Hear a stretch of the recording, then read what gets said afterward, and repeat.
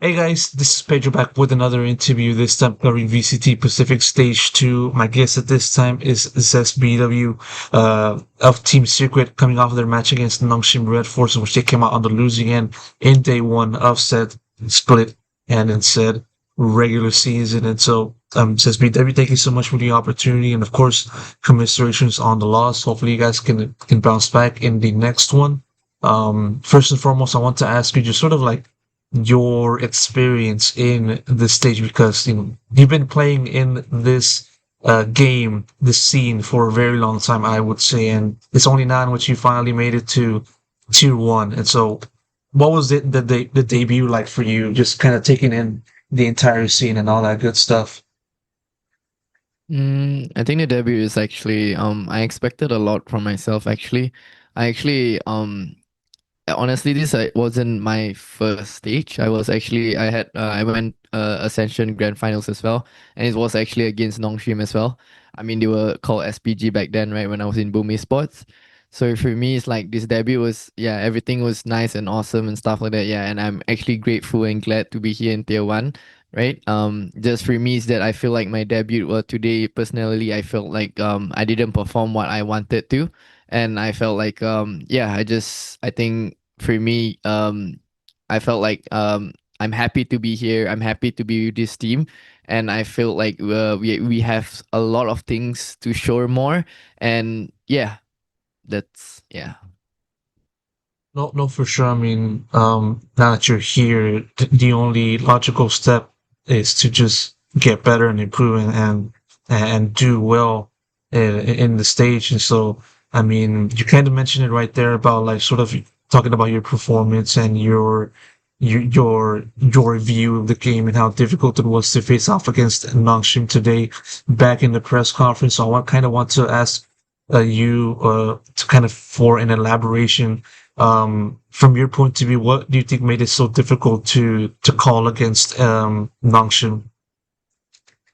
I think about Nongshim is more like they have a lot of setup of like knowing when to rotate and when to like cut off rotations or like blocking info. I think it's not really hard to read them, but it's more like I feel like it's more chaotic against them. And for me, I think it's more like on us about having the correct call, but some people in the team, especially me as well, like especially on the last map, I think the last map especially, like I hesitate, especially if like my teammates make the first call, or even I asked like even I made the first call and I even didn't even follow my call, that kind of thing. So I think it's more majority is on us. I think we roughly know how to actually beat them and win them, but it's just more like today I feel like, especially during the chaotic situation, I feel our team wasn't together. And yeah, I think we just have to work on that, and I'm pretty sure we can get way better results than this.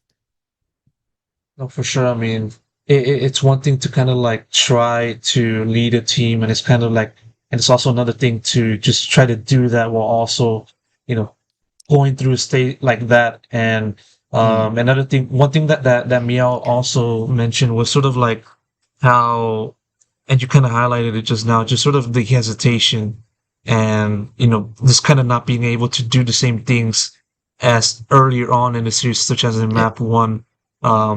Did you kind of had like that hesitation as well, just trying to call, or was it not as much? I think for me, as you can see, our attacking side on first map and second map, because I'm the caller, right? I didn't really hesitate on the first map and the second map. I feel like it's more on the third map where I actually, for some reason, when after I didn't hit my shots and stuff like that, I think for me, I was overthinking and stuff like that when it's actually not really complicated against them. So for me, like I wasn't really confident in my call. So I think that's really bad on my part. And for me, I think that's just me trying to work on my self of like, okay, trying to not overthink and stuff like that. And yeah, I mean, um yeah, for me it's just like what you said. I think it's more like we have to adapt faster, especially on the defending side. Like we shouldn't like throw more, like how do I say, like do the same setup when we actually know like, oh, this setup is good, but even though we use that setup but we lost, but it's just more like, oh, they actually um they won that round because not of the setup, but it's more like they won the fights in a way. Yeah, so I think that's more like it's on our side where in our whole team where we actually need to just adapt faster and listen. Yeah, and listen to the coach. Yeah.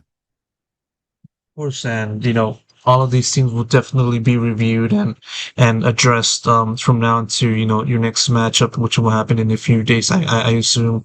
And so I kind of now want to pivot away from just talking about the series, but more so back towards yourself, as SPW, and given the fact that I did mention earlier that you have been playing in this game for a while, I kind of want to ask you more about just sort of the journey and how the road was for yourself before today, and um what do you think has been the one thing that stood out for you and just trying to learn yourself as a player?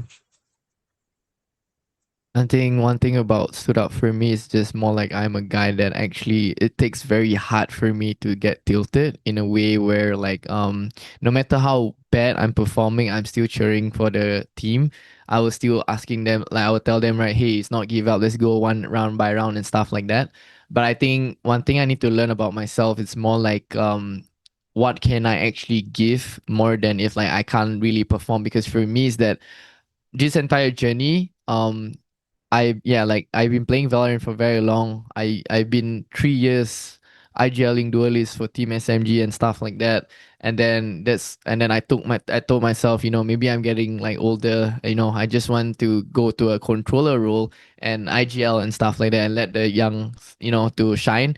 And then actually it's also news to people today as well. Like I actually came back from duelist to IGL again and stuff like that. But yeah, for me, it's like I think one thing I need to tell myself is that I still have that confident issue where I know that when I play duelist, I have way more confidence than me playing in controller. So I think that's where something I need to learn to have that same mentality, because for me, I just feel like I just feel very natural playing duelist and stuff like that. But I think this is something where I need to work on myself.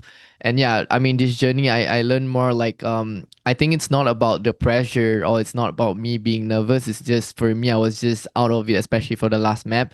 And yeah, that's about it. You've been a man that has been traveling basically all over Southeast Asia throughout your career. One year you're playing in Malaysia and Singapore, another year playing in Philippines. Maybe a few days after that you're back to Singapore. Maybe a few days after that you're like in Indonesia. So you've basically been traveling all around the region, and in a way, like you being in secret is kind of similar to that one time you were part of Enigma Galaxy, back in early 2022, and like just having like a few Filipino teammates on that squad. What I'm trying Mm. to get at though is sort of you've been working with very different rosters at very different times and just having to adapt to whatever is thrown at you. What helps you be so versatile as a player and just having to work with different personalities throughout your career?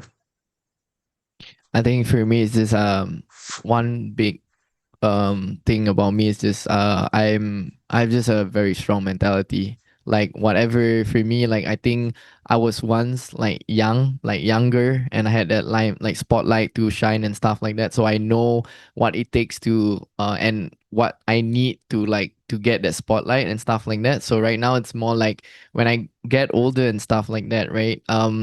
Whatever the team, especially the youngsters need, it's more like I'll just give them the support and stuff like that. So for me, my mindset it's more like I think I put a lot of like emotional feelings, especially playing basically being a professional player, right? Like for me, like it takes very like whatever reason and whatever negative, I always try to be like positive and try to like do better and stuff like that. So like for me, yeah, I mean I like what you said, I went Southeast Asia. I learned different kind of cultures and stuff like that. I mean, but this time round, it's like I feel like, especially for our team, I feel like I can just be myself and I can say what I want to do and like and stuff like that, because our team actually we haven't really show. I mean, I think the especially like the first map was just like a preview of it and we just wasn't consistent, but actually like our team can actually do wonders, and I just feel like this team is going to be really great one day. We just don't give up and stuff like that. Yeah. Almost definitely, and of course, this team has plenty of chances to make that happen, to make that turnaround happen, and hopefully it happens much sooner rather than later. And so that's it. I'm going to Mm. have to wrap up the interview. Thank you so much for the opportunity for this quick conversation. Really do appreciate it. And of course, best of luck for the journey ahead. Thank you so much. All right, thanks so much.